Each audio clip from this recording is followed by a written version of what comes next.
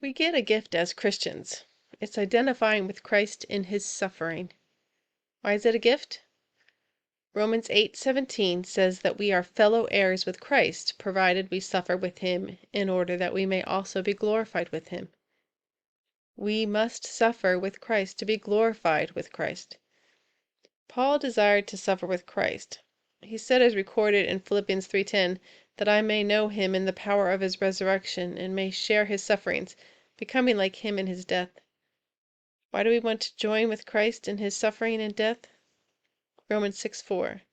We were buried, therefore, with him by baptism into death, in order that, just as Christ was raised from the dead by the glory of the Father, we too might walk in newness of life. We die with Christ so that we can raise as Christ. We are to no longer live, but Christ lives in us and through us. It's not our life. It's okay to suffer. It's not our life. We don't live for ourselves and our own benefit. Love doesn't seek its own. It's the Lord's life.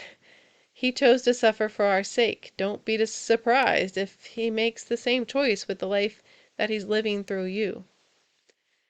Jeremiah is falsely accused and beaten, just like Jesus. Do you want to be just like Jesus? Do you pray to become Christ-like? It's going to involve suffering. Christ was persecuted, and so are the prophets. We're told to rejoice when that happens to us. We're told to be exceedingly glad about it. We run to the prayer line in the hopes of getting out of our suffering. God brought it on purpose. He can hide his children when the time has not yet come.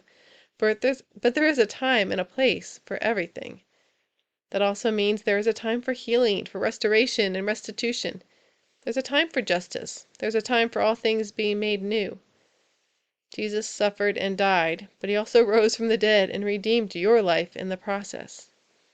It was worth it.